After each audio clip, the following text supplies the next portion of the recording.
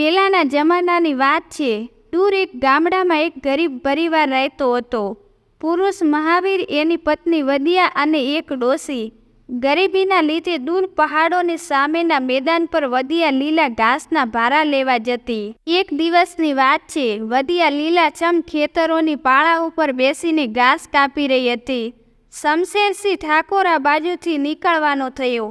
એને તો વદિયાને જોઈ અને જોતો જ રહી ગયો. એને લાગ્યું કે હવે એ વદિયા વગર જીવી નહીં શકે. પણ વદિયા એક ગરીબ પતિવ્રતા સ્ત્રી હતી. વદિયા લીલા ઘાસનો ભારો લઈને ઘરે પહોંચી તો એનો ગોરો રંગ થોડો સુર્ખ થઈ ગયો હતો. મોટી મોટી આંખો આજે કંઈક સહેમી ગયેલી હતી. એના પતિ મહાવીરે પૂછ્યું, શું થયું છે? વદિયાએ કંઈ જવાબ ના આપ્યો અને મોઢું ફેરવી લીધું. મહાવીરે ફરીથી પૂછ્યું, અરે કંઈ બોલી કેમ નથી રહી? શું થયું છે? કોઈએ કંઈ કહ્યું છે? માએ ઠપકો આપ્યો છે? આજ આટલી ઉદાસ કેમ છે? વદિયા બોલી, કંઈ નથી થયું. શું થાય? કંઈ થયું હોત તો તમને કહો જ નહીં. વદિયા બહુ જ સુંદર હતી. સુંદર ગોરો રંગ, ભરાવદાર મોઢું, મોટી મોટી આંખની પલક. ગામના લોકો તો વાતો કરતા, ખબર નહીં આ ભિખારીઓના ઘરે આ અપ્સરા કેવી રીતે આવી ગઈ. એનું આટલું નાજુક ફૂલ જેવું શરીર છે, તો પણ એ ઘાસનો પોટલો માથે ઉપાડીને બજારમાં વેચવા જાય છે. મહાવીરમાં એને શું જોયું અને એની સાથે કેવી રીતે રહે છે? લોકો હસીને કહેતા, ચાંદ ઉપર તો ગ્રહણ લાગી જતું હશે. સવારનો સમય છે. હવામાં મીઠા બોર અને કેરીની સુંગંધ ફેલાઈ રહી છે. આકાશ જમીન ઉપર સોનાની વર્ષા કરી રહ્યું છે. વદિયા માથા ઉપર ટોકરી મૂકીને ઘાસ કાપવા નીકળી હતી. સામેથી યુવાન શમશેરસિંહ આવતો દેખાયો. વિદ્યાએ વિચાર્યું કે છાની માની બોલ્યા વગર જ અહીંથી નીકળી જાઉં, પણ ત્યાં શમશેરસિંહે તેનો હાથ પકડી લે છે. શમશેરસિંહ બોલ્યો, વદિયા, હું તારી સાથે લગ્ન કરવા માંગુ છું. તું કેમ કંઈ જવાબ નથી આપતી? વદિયાનો ફૂલ જેવો ચહેરો ગુસ્સાથી લાલ અંગારા જેવો થઈ ગયો. એ જરા પણ ડરી નહીં. એને તો માથાનો ટોપલો જમીન પર નાખી દીધો અને બોલી, મારો હાથ છોડી દે ઠાકોર, નહીં તો હું બધાને ભેગા કરી નાખીશ. શમશેરસિંહને તો આજના દિવસે જિંદગીનો નવો અનુભવ મળ્યો. એને અત્યાર સુધી લાગતું હતું કે નીચી જાતિની મહિલાઓ બધી ઊંચી જાતિના પુરુષો માટે રમકડા જ તો છે. પણ આજે વદિયાના ચહેરાનો વો રંગ, એ ગુસ્સો, એ ગરુડ દેખીને શમશેરસિંહના પસીના છૂટી ગયા. વદિયા તો તરત આગળ ચાલી જાય છે. એની આંખોમાં આંસુ ઉભરાઈ આવે છે. ઘાસ કાપતા કાપતા એ અંદરો અંદર રડે જતી હતી. આજે હું આટલી ગરીબ ન હોત તો કોઈની હિંમત છે કે મારું સામું પણ જોઈ શકે? મહાવીરનો ગુસ્સો એ જાણતી હતી. એને એ બધું કહી દે તો એ ઠાકોરના ખૂનનો તરસ્યો થઈ જશે. પછી કોણ જાણે શું થઈ જાય. આવા વિચારોમાં એના રોગટા બેઠા થઈ જાય છે. બીજે દિવસે વદિયા ઘાસ કાપવા માટે ના ગઈ. સાસુએ પૂછ્યું, અરે બધા ચાલ્યા ગયા છે, તું હજી સુધી કેમ નથી ગઈ ઘાસ કાપવા માટે? વદિયાએ તો નીચા મોઢે કહ્યું, હું એકલી નહીં જાઉં. અરે તને એકલીને શું વાઘ ઉપાડી જશે? તો બધા જતા હતા એની સાથે કેમ ના ગઈ? હું બીજાની સાથે પણ નહીં જાઉં. સાસુએ તો ગુસ્સાથી કહ્યું, ના બીજાના સાથે જઈશ, ના એકલી જઈશ. તો સાફ સાફ કહી દે ને કે હું ઘાસ કાપવા માટે જ નહીં જાઉં. તો શું મારા ઘરમાં રાણી બનીને રાજ કરીશ? કોઈને ચામડું વહાલું નથી, કામ વહાલું હોય છે. તું બહુ સુંદર છે તો શું તારી સુંદરતાને ચાટું? ઊઠ દાતરડું અને ટોપલી લે અને ઘાસ કાપવા માટે જા. ઘરની બહાર મહાવીર પોતાના ઘોડાની જોડે ઊભો હતો. એને વદિયાને રડવા જેવા ચહેરે જાતી જોઈ, પણ એ કંઈ બોલ્યો નહીં. એનું ચાલે તો એ વદિયાને પોતાના દિલમાં બેઠાવી લોત, પણ મજબૂરીથી શું કરે? ઘોડાનું પેટ ભરવું પણ જરૂરી છે. વેચાતું ઘાસ લઈને ખવડાવે તો આવક કરતાં જાવક વધી જાય. ક્યારેક તો કમાણી થાય અને ક્યારેક તો ના પણ થાય. મહાજન પાસેથી 150 કર્જ લઈને આ ઘોડો અને ગાડી પણ ખરીદ્યા હતા. એને વ્યાજના પૈસાએ માંડ પહોંચતા હતા. મૂડી તો હજી એમની એમ આપવાની બાકી હતી. આજે એને કાલનો રસ્તો છોડી દીધો અને ખેતરની અંદરથી ચાલવા માંડી. વારે ઘડીએ આમ તેમ દેખતી. બંને તરફ બાજરીના લીલાછમ ખેતરો હતા. જરા પણ અવાજ આવતો તો એનો જીવ અદ્ધર થઈ જતો. કોઈ બાજરીના ખેતરમાં સંતાઈને બેઠું તો નહીં હોય ને, એ વિચારતી જતી હતી. બાજરીના ખેતર નીકળી ગયા, કેરીનો બગીચો પણ નીકળી ગયેલો. સિંચાઈ કરેલા ખેતર આવવા લાગ્યા. એક લીલું છમ ખેતર આવ્યું. ખેતરના વચ્ચેના પાળા ઉપર લીલું લીલું ઘાસ ઊભું હતું. વધિયાનો જીવ લલચાયો. અહીંયા અડધા કલાકમાં જેટલું ઘાસ કાપી લઈશ એટલું એ સૂખા મેદાનમાં બપોર સુધી પણ નહીં કાપી શકું. અહીંયા દેખશે પણ કોણ? કોઈ બૂમ મારશે તો ચૂપચાપ નીકળી જઈશ. એ બેસીને ઘાસ કાપવા લાગી. કલાકમાં જ એનો મોટો ટોપલો અડધાથી ઉપર ભરાઈ ગયો. એના કામમાં એ એટલી મશગુલ થઈ ગઈ હતી કે એને શમશેરસિંહ આવવાની ખબર પણ ના રહી. અચાનક એને માથું ઊંચું કર્યું તો સામને જ ઠાકોર ઊભો હતો. વધિયાનું કળેજું તો ધક કરતા બેસી ગયું. મનમાં થયું કે ભાગી જાઉં અને આ પોટલો અહીંયા જ ઠલવીને ખાલી કરી ચાલી જાઉં. ત્યાં તો ઠાકોર બોલ્યો, ડર મત, ડર મત. ભગવાન જાણે છે કે હું તને મોઢાથી કંઈ નહીં બોલું. ખૂબ ઘાસ કાપી લે, તારું જ તો ખેતર છે. વધિયાના તો હાથમાં તો જાન ના રહી. દાતરડું હાથમાં જાણે જામી ગયું. ખેતરે નજરે નહોતું દેખાતું. મનમાં થતું હતું કે ધરતી ફાટી જાય અને હું એમાં સમાઈ જાઉં. જમીન આંખોની સામે તરવા લાગી. શમશેરસિંહ દિલાસો આપતા કહ્યું, અરે કાપી કેમ નથી રહી? હું તને થોડો કંઈ કહેવાનો છું. તું રોજ અહીંયા જ ઘાસ કાપવા આવતી રહેજે. હું પણ તને ઘાસ કાપવામાં મદદ કરાવીશ. વધિયા તો ભૂત બનીને બેસી રહી. એના હૃદયમાં તો જાણે ધડકણ પણ નથી રહી. અરે તું મારાથી આટલી ડરે છે કેમ? તને લાગે છે કે હું તને પરેશાન કરવા આવું છું? અરે હું તારી સાથે લગ્ન કરવા માંગુ છું. હું તને રાણી બનાવીને રાખીશ. ભગવાનનું આપેલું બધી જ મારી જોડે છે. રૂપિયા, પૈસા, અનાજ, પાણી, બસ તારી દયા થાય એટલું ઈચ્છું છું. વધિયા તો માથું ઊંચું કરીને એના તરફ જોયું. તારા લગ્ન તો થઈ ગયા છે ને? શમશેરસિંહે ધીરેથી જવાબ આપ્યો. લગ્ન તો થઈ ગયા છે વધિયા, પણ લગ્ન શું ખેલવાડ થયો છે. આમ જ જો મહાવીર તારી પત્નીને છેડતો હોત તો તું એની ગરદન કાપવા માટે તૈયાર થઈ જાય નહીં? મહાવીર નીચી જાતિનો છે તો એના શરીરમાં લોહી નથી એવું સમજે છે તું? મારાથી પણ આ સુંદર સ્ત્રીઓ નદીના ઘાટ ઉપર ફરતી હોય છે. એની પાસે જઈને દયા માંગ. શું એમની પાસે દયા નથી? પણ તું ત્યાં નહીં જાય, કારણ કે હું નીચી જાતિની ગરીબ સ્ત્રી છું. થોડીક ડરાવી ધમકાવીને પોતાની વાત મનાવી લઈશ. ના ના વધિયા, આવી કઈ વાત નથી. આમાં ઊંચ નીચની વાત નથી. બધાએ માણસો એક બરાબર છે. હું સાચે જ તને પ્રેમ કરું છું. હું રોજ ઘાસ વેચવા બજારમાં જાઉં છું અને મોટા મોટા ઘરના હાલ જાણું છું. પણ અમારા જેવા ગરીબોને શું રંગ અને શું રૂપ. મહાવીરના સંસારમાં જે છું હું એક જ છું. એ કોઈ બીજી સ્ત્રીની તરફ આંખ ઉઠાવીને પણ નથી દેખતો. જો હું દેખાવડી ના હોત ને કાલી કલુટી હોત તો પણ મહાવીર મને એટલો જ પ્રેમ કરોત.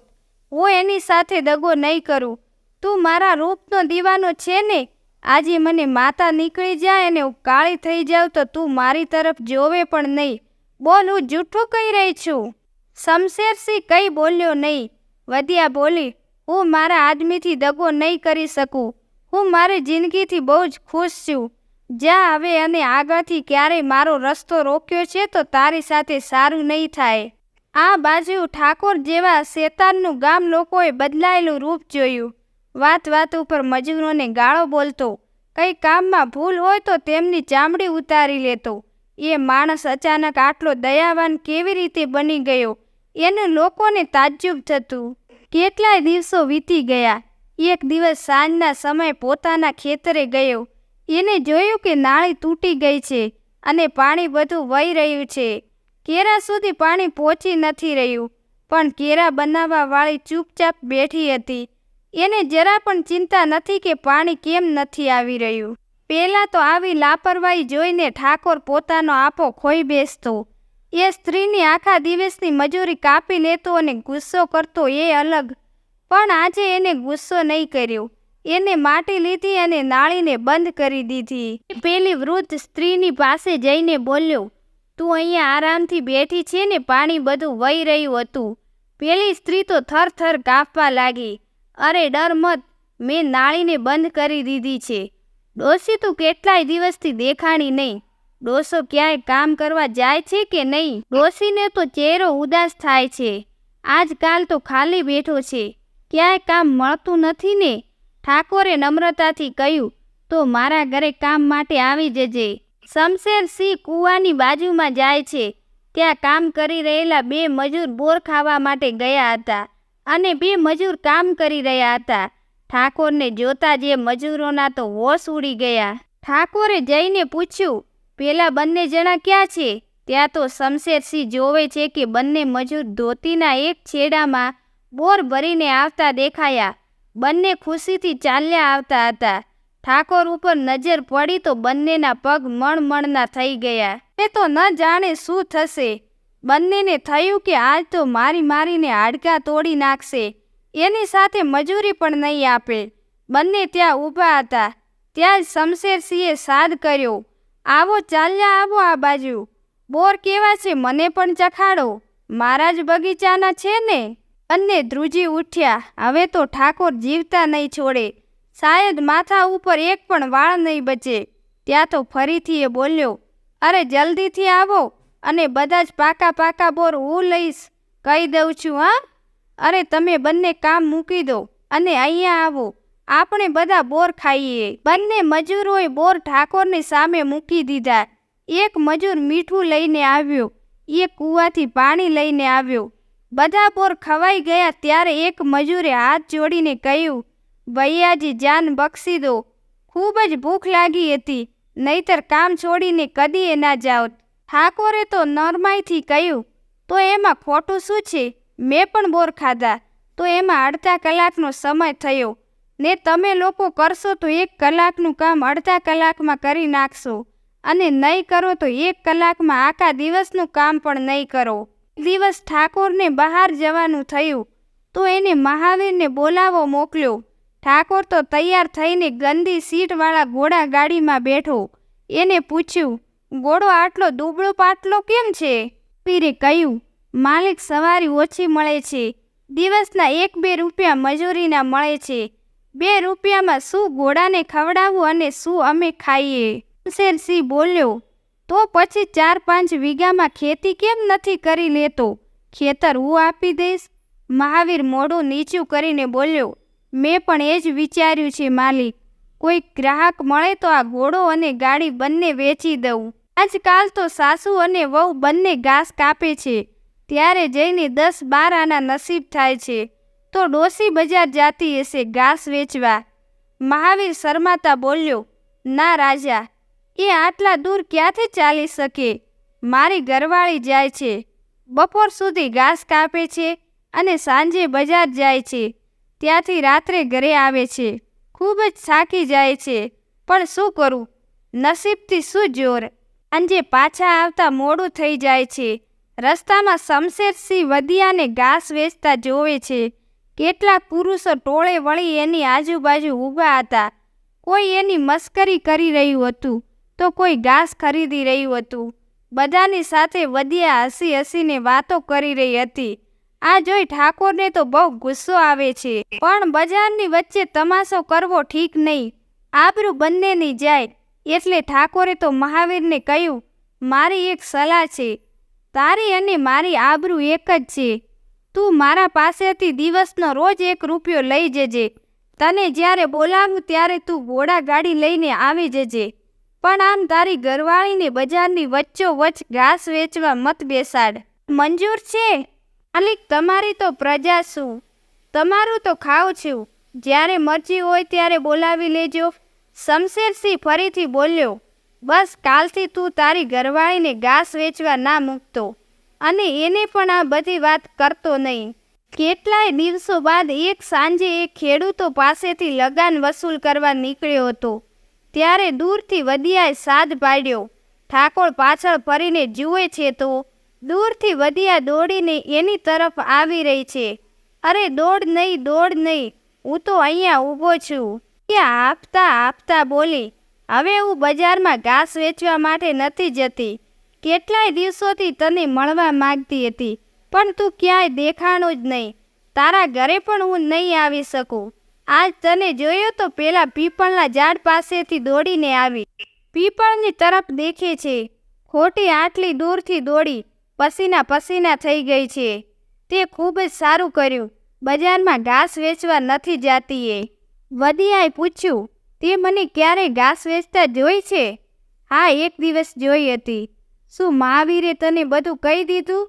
મેં તો એને ના પાડી હતી. હા, એ મારાથી કોઈ પણ વાત છુપાવતો નથી.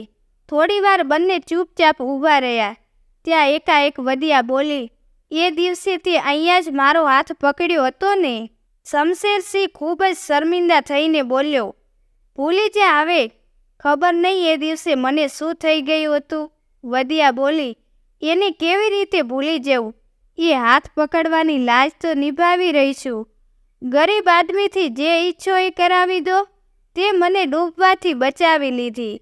વધિયા બોલી, એ દિવસે તે બજારમાં મને બધાથી હસતા અને બોલતા સાંભળી એટલે તને થયું કે? વચ્ચે જ બોલ્યો, ના ના, મારા મનમાં એવો વિચાર એક પળમાં પણ નથી આવ્યો. આટલો કમીનો મત સમજ મને. વધિયા હસીને બોલી, મને તારી જોડેથી આ જ આશા હતી. હવા સિંચેલા ખેતરોમાં આરામ કરવા માટે જઈ રહી છે. લીલા ખેતરોની વચ્ચે ઊભો શમશેરસિંહ આ ધૂંધળી રોશનીમાં વધિયાની મીટાતી છબીને જોઈ રહ્યો હતો.